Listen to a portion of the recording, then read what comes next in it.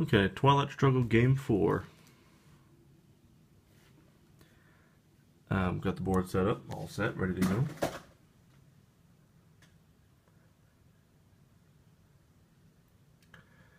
Okay. First things first, we'll take a look at the hands. Russian hand, U.S.-Japan Mutual Defense Pact. Goodness, a lot of glare.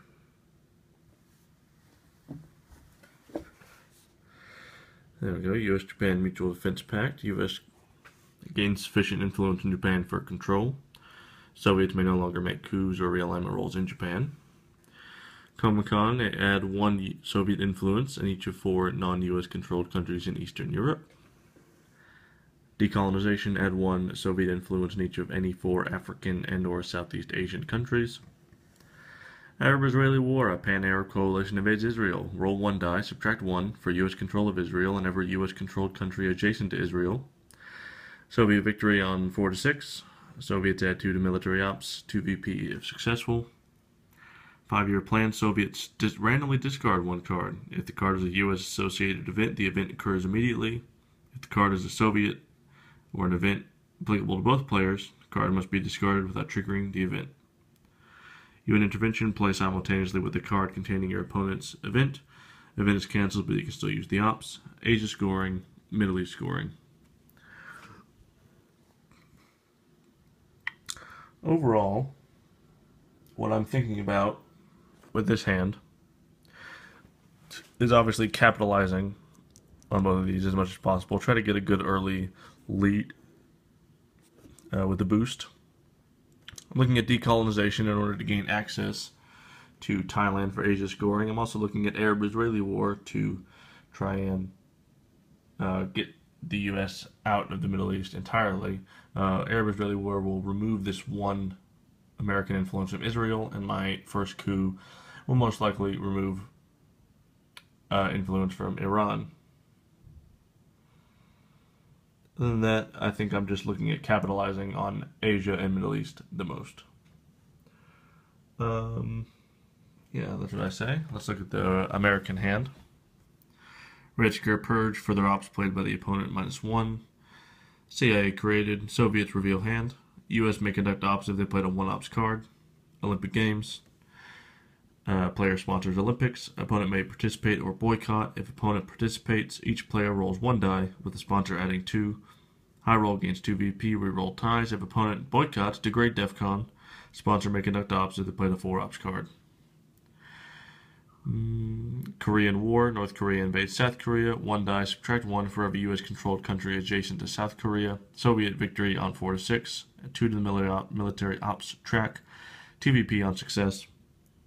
Fidel, remove all U.S. influence in Cuba. Soviets gain sufficient influence for control. Cambridge 5. Americans expose scoring cards in their hand. Soviets add 1 influence in any single region named on 1 of these cards. Suez Crisis, remove a total of 4 U.S. influence from France, the UK, and Israel. Remove no more than 2 per country. Formosan Resolution, Taiwan is treated as a battleground for the Americans until the China card is played by the Americans. Always concerned with blockade.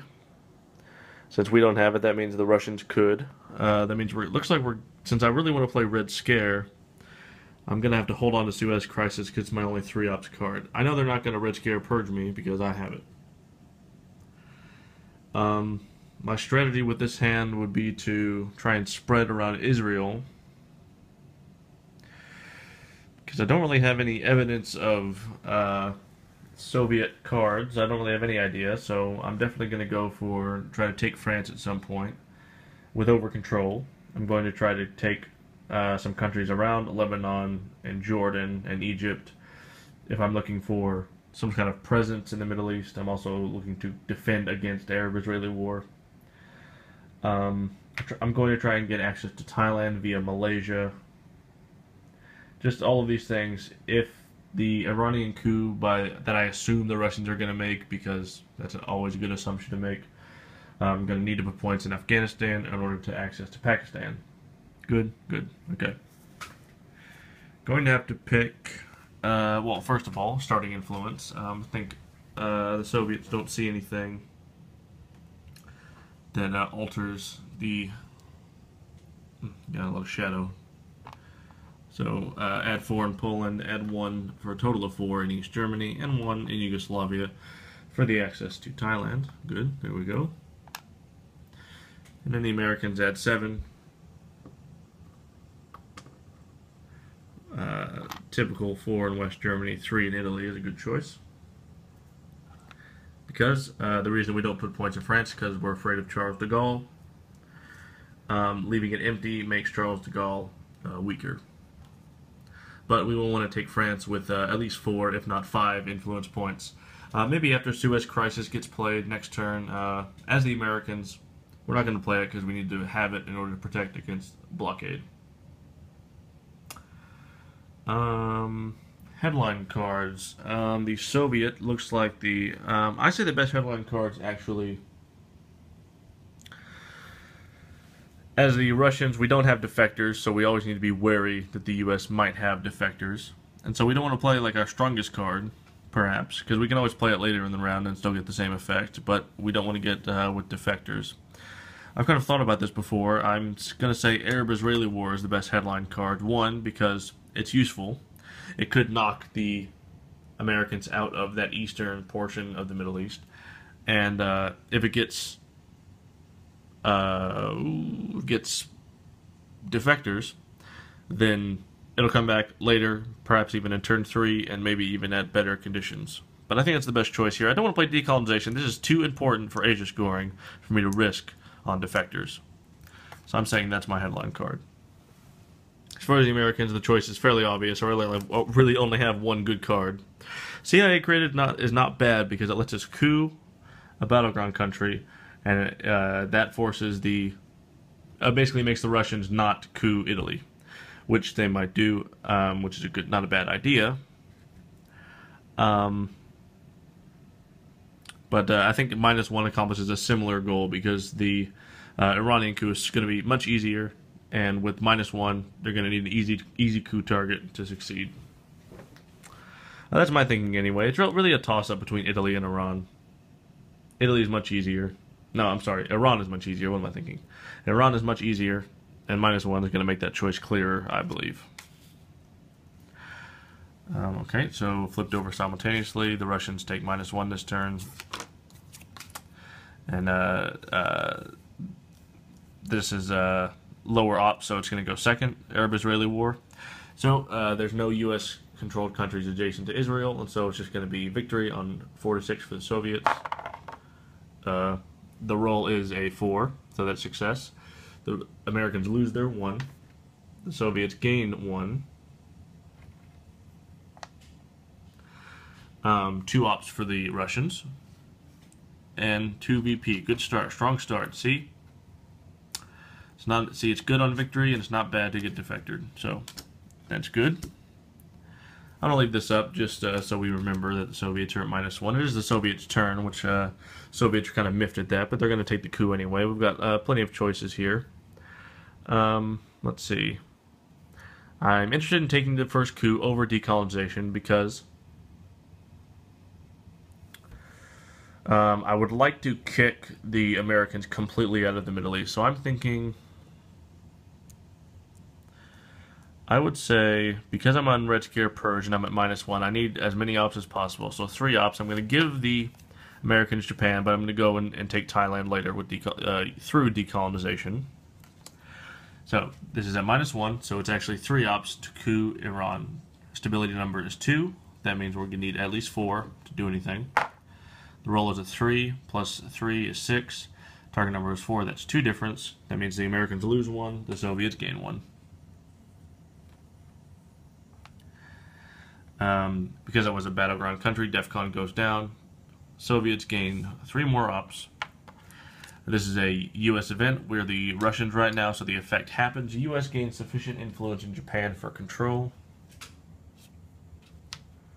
Done. Soviets may no longer make coups or realignment rolls in Japan. We weren't going to anyway. That's ridiculous. First turn for the Americans. Let's see. We got not a lot to work with. Best thing to do, I say, is to re-coup Iran because we really need that access because Look at this. Look at this. If we don't do anything about this situation right here, our basically from Italy to Australia, we've got nothing and no way to get in there. So we really need a good coup. Unfortunately, we don't have a lot to work with. We need to hold Suez Crisis because we don't know the Russians don't have blockade. So I'm saying safer 2-ops card. This is going to be the coup Iran with 2-ops. All right, the roll is 5. We had 2-ops, that's 7. Target number was 4. 7 minus 4 is 3. So that means the Russians lose 1. Americans gain 2, since that difference was 3. Okay, that was a battleground, so DEFCON goes down to 3. Americans gain 2-ops, because it was a 2-ops card. This is a U.S. associated event. We're the U.S., so the effect text does not get implemented. This goes face-up discard. Okay, the Russians are not happy about that. Not happy one bit. I think I'm going to re-coup Iran one final time with this, and then we'll kind of implement our further strategy. So 2-ops, we're at -1, so 2-ops, this is going to be to re-coup Iran. Ooh. So that's 4, target number is 4, that means nothing happens, difference is 0, so no change. It's a USSR event, where the USSR event text does not get implemented, face-up discard. That was a battleground, DEFCON goes down, we can't get any more ops. And the Russians are not happy about that. Americans' turn, American to catch a break. Let's see. What are we going to do? I know that Europe scoring, Middle East scoring, and Asia scoring are going to be coming up during the early war. So I would like to get some of that sweet territory action. I'm going to use Fidel because Fidel gives them Cuba, which is a battleground country, and makes CIA created a DEFCON suicide card for the Russians. If the Russians draw it and they are forced to play it, they lose because if they have influence in Cuba, the U.S. can use the effect of CIA created to coup a battleground country. Because the Russians had played it, they lose. If that makes sense. I know that's a bit looking into the future, and we're not really there yet, but hopefully that will make sense. So we want to secure some amount of points, some amount of territory here. Sometimes I like to take Afghanistan. One, because it means the Russians can't get in there as easily. Or I like to take Malaysia, because it gives access to Thailand. I'm not interested in taking South Korea just yet because Korean War has not been played and that could completely undo any work I do in South Korea. I'm not happy about Israel, but there's nothing I can do about that right now. I could put points in France, but I'm still worried about De Gaulle. The safest choice for me is Afghanistan or Malaysia. I'm definitely going to play this, so we can put that down.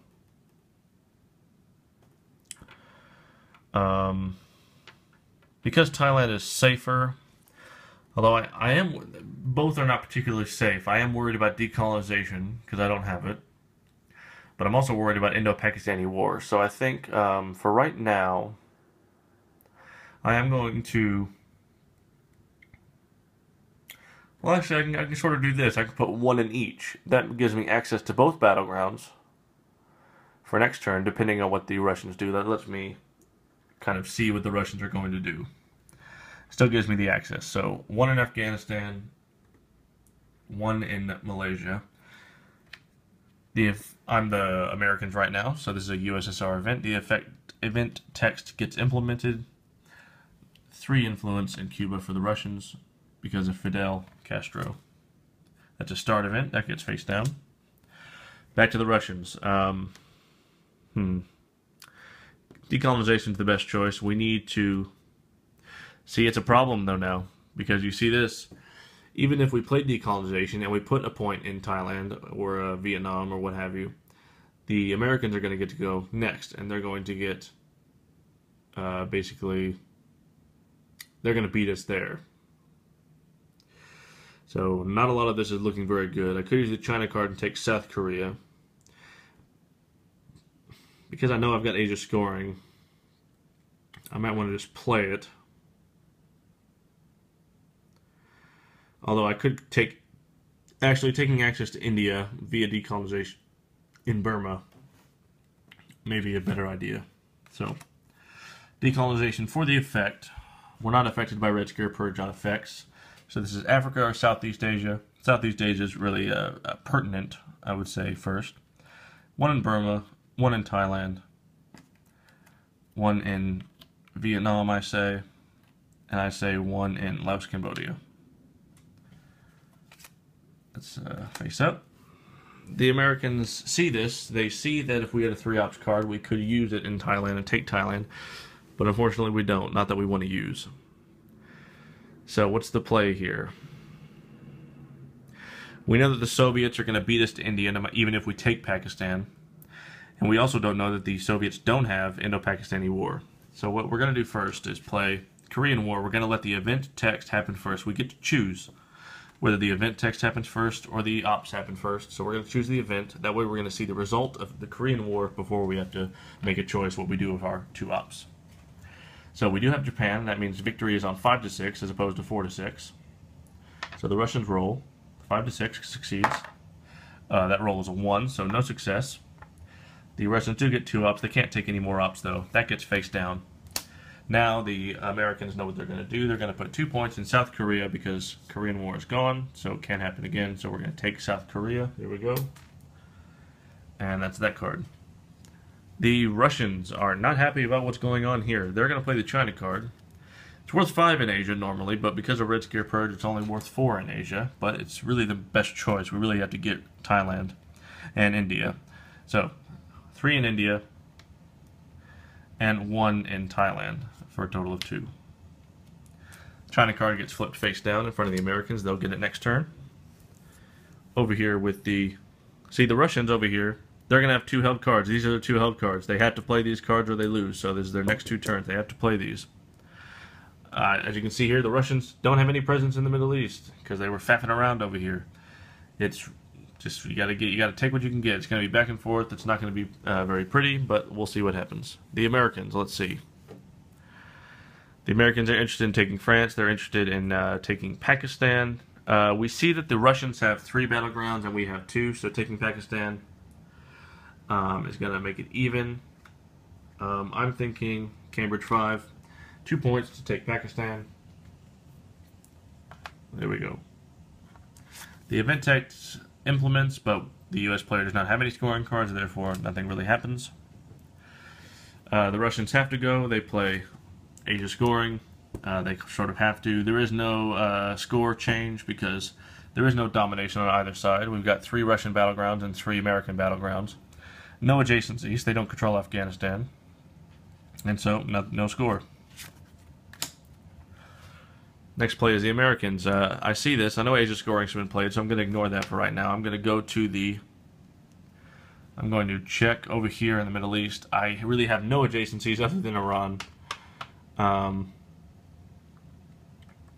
I'd really like to be able to do something else. I don't really see what else I can do, though. I wish I could take a non-battleground. That way I could have domination of the Middle East. But the best thing I can do is try and get access back into Israel. Or, you know, I'd like to get access to some other battlegrounds. I'd like to get access to Saudi Arabia. So I think CIA created for 1 op into Iraq. Last turn for the Russians has to be Middle East scoring. The Americans have presence plus 1 more battleground. That's a total of 4 points for the Americans. Goodness gracious. The entire Russian strategy to try and capitalize off of those scoring cards completely failed. And now the Russians are at a 2-point deficit.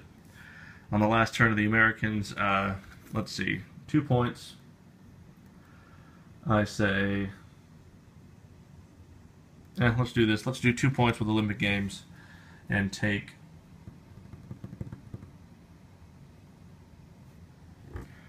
What do I want to take? I can take Jordan.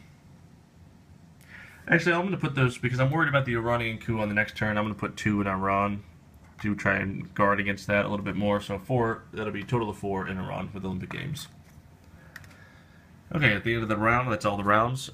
We needed 2 ops. We both have 2 ops, at least. There we go.